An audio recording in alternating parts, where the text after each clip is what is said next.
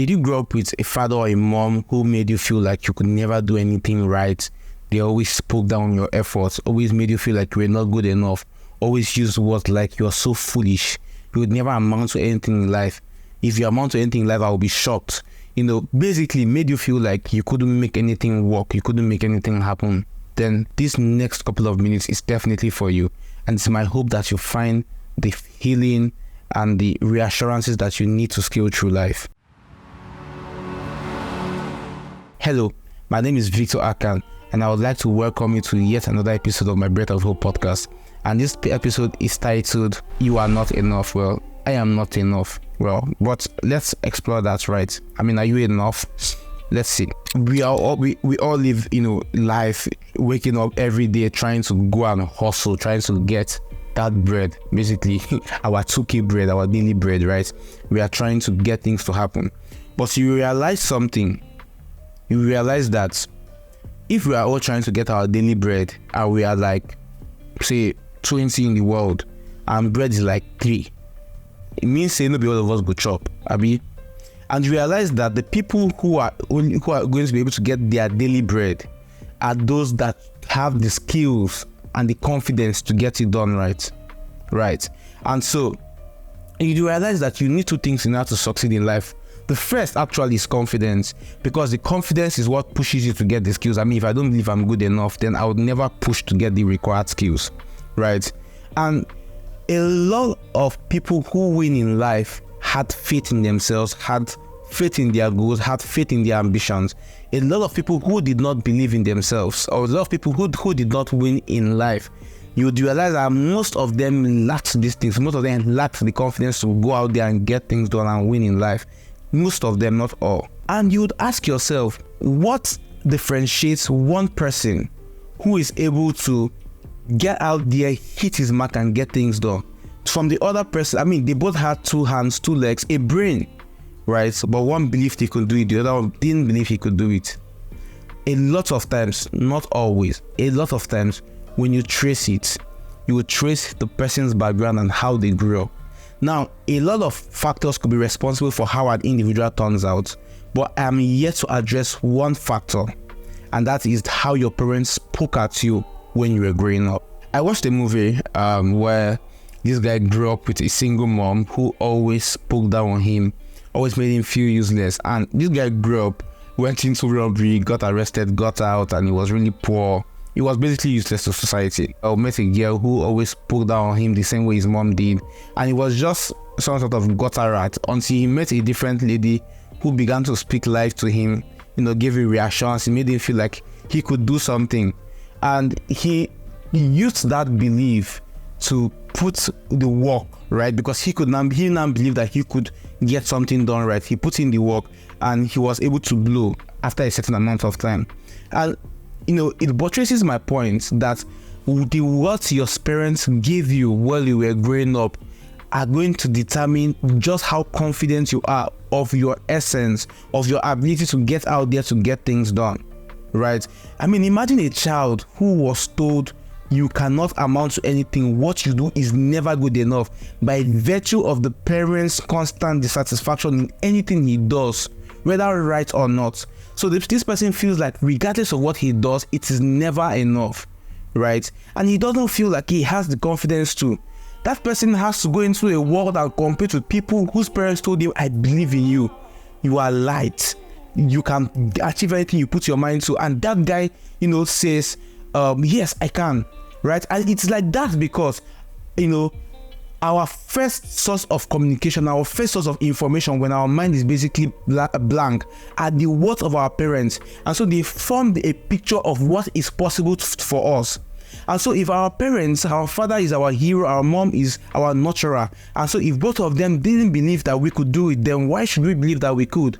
And so this guy that doesn't believe in himself is going out there to compete for the same daily bread, for the same limited resources as the guy whose parents have made him feel like he's the king of the world.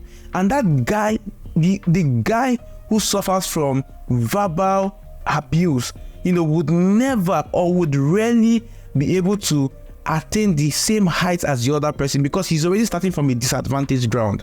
And so we must establish that fact.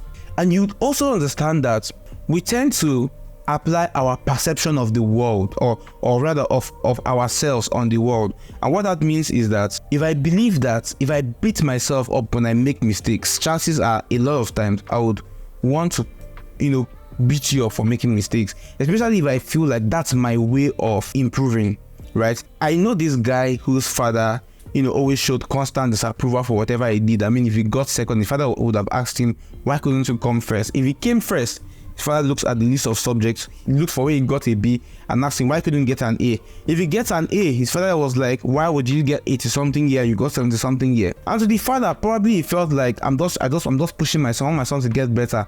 But to the son, it felt like, it made him feel like if I don't get 100, it means that whatever I've done is useless. And so this guy would, we typically work together. And so this guy could get things done. He could get 95% done. And the 5% that didn't go right, you would realize that he beat himself up over it. His mood would just change. And when you ask him, how far?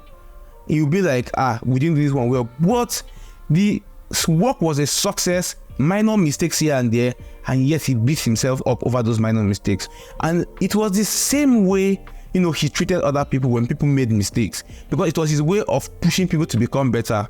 He would speak down on people, he would shout at people, he would berate people, but it was how he grew up, right? And so he applied that level of nastiness of what he learned to the world, right? Which is why my principle is that the hurt people, the level of toxicity that you've learned and normalized is what you're going to distribute to the world, because garbage in will always give birth to garbage out. And so you must realize all of the traits that you have learned over time, all of the expressions or all of the repercussions of those words that were being said to you when you were small, those dissatisfactions that your parents made you feel, those frustrations that they made you, experience. You must understand how it has played out in your life, how it has shaped you to become the person that you are, and how you can get out of those patterns so you don't apply those patterns to your generations. And it's very important, considering the fact that you're going to be a father or a mother someday. You must, as a parent, you must be a visionary, you must be a leader. You can't judge people based on the now. You must judge them based on who they are going to be in future. And what that means is that, think about it like a coach. If you watch football, Messi, when Messi was 17 years old, Messi had a lot of talent, had great potential. Well, when the coach brought Messi in, he didn't bring Messi because Messi was going to play like the world class that he is now. He brought in Messi with the promise that Messi would develop to become something extraordinary. And over time, Messi improved himself, developed, got to that potential. And so you would realize that sometimes for you to utilize the fruit of whatever investment you have, you must be futuristic about it. And that means that when you have a child and the child makes a mistake, you cannot call the child a fool. Why? The child is in his learning stage. The mistakes you made when you were 10 years old are not the same mistakes you make if you're 30, except you're a really big fool, right? And the same way a parent must learn to see his child in a futuristic term, not in the present term, not in who they are, but in the capacity of what they can become, right? And in your own case, your parents saw you as now and they used words on you as, this boy is a fool, or maybe you broke the plate, you're such a careless boy, and you're growing up with the mindset that I'm actually a careless person, and you've accepted it as an identity. But you cannot repeat the same mistake for your child. You cannot apply the same pattern to your child, right? If your child does something wrong, let's say your child breaks a plate, you can use words like you can learn to be more careful next time, right? You're not this careless person, right? You don't affirm an identity on your child based on a mistake he made, right? And so you realize that these are some of the patterns that you must begin to learn to break out from, right? Seeing people not by who they are now, but on the possibility of who they can become. Because it is when you see them on the possibility of who they can become that their own mindset expands the possibility of what they can be, right? Because children most times will see the world through their parents' eyes. This is just to let you know that you owe it to your children to have a better experience than you had as a child, regardless of whatever experience that you had, right? I'm really sorry if you went through really bad and terrible ordeals, right? But Love for your kids would entail that you must become the man or the woman that is able to get out of whatever unfairness was treated to you. Work on yourself, improve yourself so much that your children do not experience the unfairness that you experienced, right? And you're going to use your bad situations and act as from a place of empathy and compassion to ensure that you break out of the patterns and treat your children differently. Use kinder words on your children. Yes, you rebuke them, but you rebuke them with grace when they misbehave. And what are the ways you can break out of these patterns? What are the ways you can free yourself from whatever shackles or words that were used against you? This is what I'll be addressing next week. So why not stay with me and look out for my video next week, which I'll be dropping on how to, break out from these patterns.